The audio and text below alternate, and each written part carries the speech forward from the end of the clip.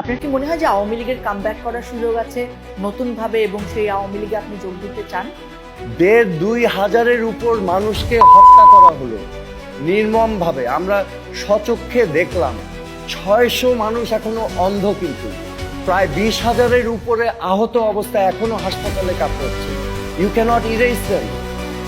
এই যে গণহত্যা যে হলো, এখন পর্যন্ত শুনেছেন আওয়ামী লীগের একজন ব্যক্তি বলেছে যে আমরা দুঃখিত? এবং গণহত্যার বাইরে আপনি 1.5 লক্ষ কোটি টাকা পাচার করেছেন দুর্নীতি করে, এগুলোর জন্য আপনার ক্ষমা চাইতে হবে না?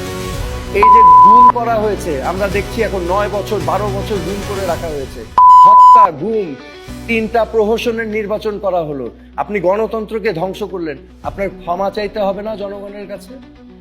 আমি তো নিজে আওয়ামী লীগের পরিবারের সন্তান, তো আমার তো রিয়েলাইজেশন হচ্ছে যে this was a big disaster এই দলের জন্য।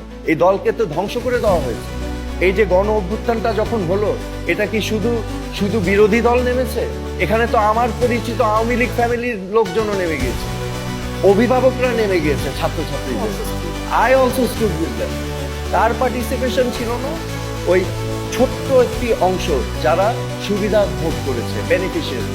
আজকে যারা সব পলাতক, যারা এখন টাকার পাহাড়ের উপরে বসে এখন অরাজকতা সৃষ্টি করার চেষ্টা করছে, তাদের মুখে কোনো অনুশোচনা নাই, আত্ম উপলব্ধি নাই, ক্ষমা প্রার্থনা নাই। সো আমাকে যদি জিজ্ঞেস করেন আওয়ামী লীগের ভবিষ্যৎ, আমি তো দেখছি না। বর্তমান রাজনৈতিক পরিস্থিতি একটুখানি অন্যরকম। বিএনপি অনেক দিন তারা নির্যাতিত হয়েছে, এখন তারা রাজনীতি করছেন।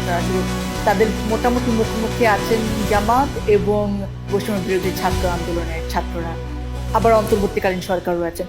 এই পুরো পরিস্থিতিটাকে আপনি কিভাবে দেখছেন? আপনার অবজারভেশন কি?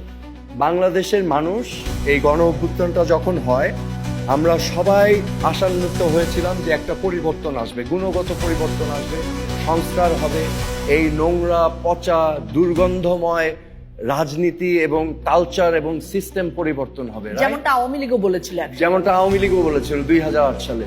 ওকে, সো এই একটা আশা আকাঙ্ক্ষা নিয়ে আমরা সবাই কিন্তু সামনের দিকে তাকিয়েছিলাম এবং ছাত্র সমন্বয়করা সেই আশাটা আমাদেরকে দিয়েছিল। So BNP obviously is a major political party, এখন তাদেরও এখানে একটা ভূমিকা থাকতে হবে।